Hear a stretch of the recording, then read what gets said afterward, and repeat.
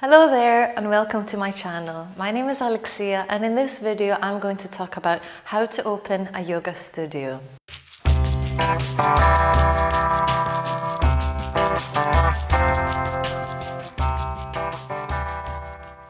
Now, opening a yoga studio can be a very rewarding but very overwhelming experience. So I opened a yoga studio after doing a 9-month refurbishment on an old building, and believe me when I tell you, I have been there and done that. I spent hundreds and hundreds of hours researching every tiny little detail about how to open, about the design, any ideas I could find. So in this video I'm going to talk about the 9 key things I think will help you if you're looking for any inspiration in opening a yoga studio.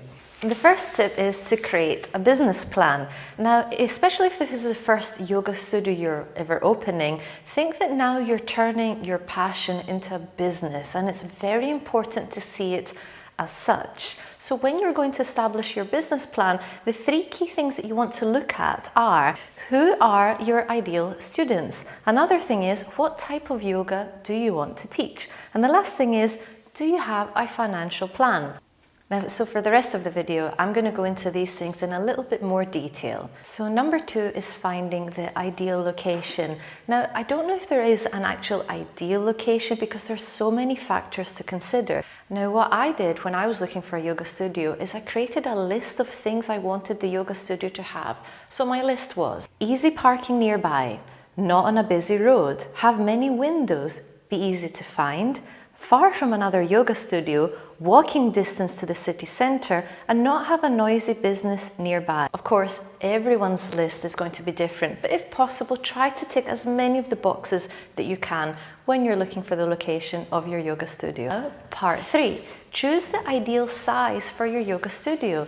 Now, most yoga studios have classes which fit generally between 5 and 30 people. So one good way of doing it is try to see how small you can go and then see how big you can go. And this will depend on how much money you have to invest. So, for example, if you want each practitioner to have enough space around them, you will want on average 21 square feet per practitioner. If you want to have 20 students in your yoga class, then you will need approximately 420 square feet. So keep this in mind when you're looking for the size of your yoga studio. Part 4.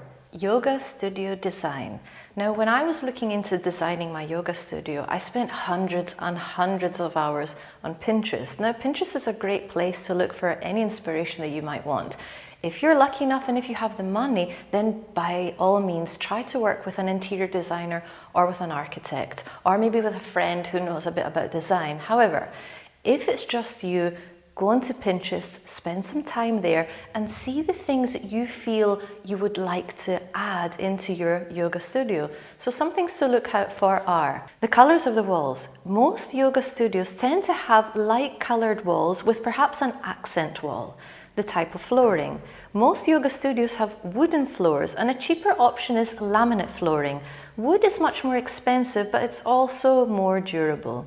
Adding plants. Plants can really change the space, so it's worth adding some to your studio, especially if you have a lot of daylight. Adding objects.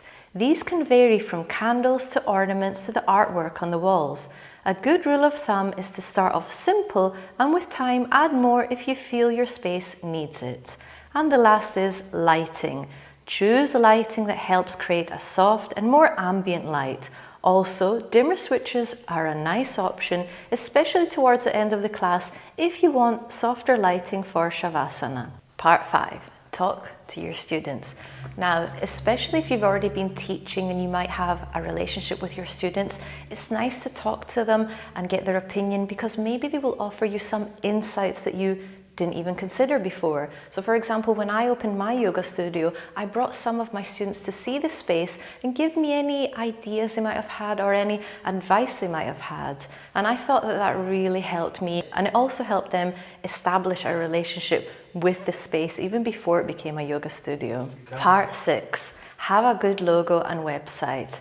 Now, nowadays, everything is online. So when you're establishing your business plan, your online presence, try to be able to create a good logo, and a good website. Ideally, try to find someone who can design this for you, unless of course you have the skills or you want to spend some time looking into this. But having a good website for anyone to be able to go on, see the classes, see the timetable, see the teachers of the studio, I think that will be able to really help you in the long run. Part 7. Promoting your yoga studio. So nowadays everything is online and everything is on social media. So if possible and when possible, try to create an online presence on social media. If you find it too overwhelming considering all the platforms that are available, choose one or maybe two that you feel comfortable with working on. Social media rely on beautiful pictures. So if possible, try to work with a photographer or with a friend who has a good camera, or invest in a good camera. Take some photos of your place, take some photos maybe of you teaching, and you will be able to use this in the future when you're promoting your business on social media. Part 8, hire reliable and if possible experienced teachers. Now, okay, I'm going to use my notes for this. So the yoga teachers that you choose to work with will be part of your brand, will be part of this yoga family that you're trying to create. If possible, make sure you're working with people that you trust, and if possible, make sure they have some experience in teaching. If not, of course, if you want, you can train them up, but you can train them to teach the way you feel fits the style or the atmosphere of your yoga studio.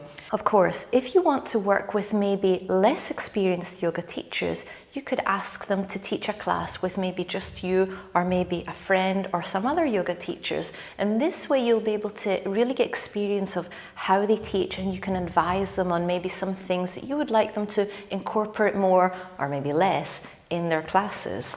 Now, when you're hiring other yoga teachers to teach in your yoga studio, one thing to consider, one important factor to consider is the payment. As I am aware, there's two main ways that yoga studios pay their yoga teachers.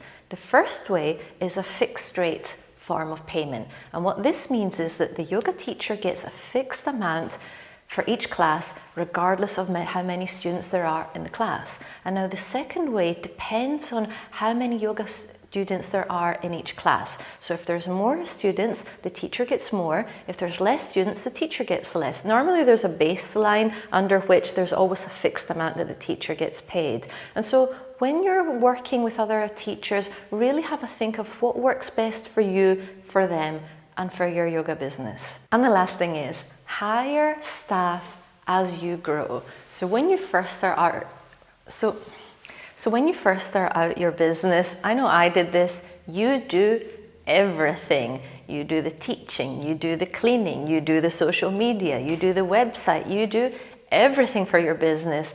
In the beginning, this works, especially if you're very new and you don't have that many students. However, with time, this may lead to burnout. So in order to avoid this, the more your business starts to grow, the more you should perhaps try to outsource. Now this could be, you could start off with the cleaning. Once a week, once a day, once every 2 days, hire someone to come in and clean the yoga studio. Now you might feel that this doesn't take that much time out of your day, but believe me when I tell you that it will really help make your life that much easier. And also, if your yoga studio starts to grow and you find that you're having to teach many classes, the more classes you teach a day, the more exhausted you will feel, and you won't have that much energy to put into your own practice. So again, the more you feel that you're growing, try to find other teachers, try to spread the workload, and in the end, you'll get to really enjoy your yoga studio, which hopefully will become a wonderful community. So let me know if any of these tips have been helpful in the comments below. And if you like this video, please like, and if you want, also find me on Instagram, and I'll see you in the next video. Bye.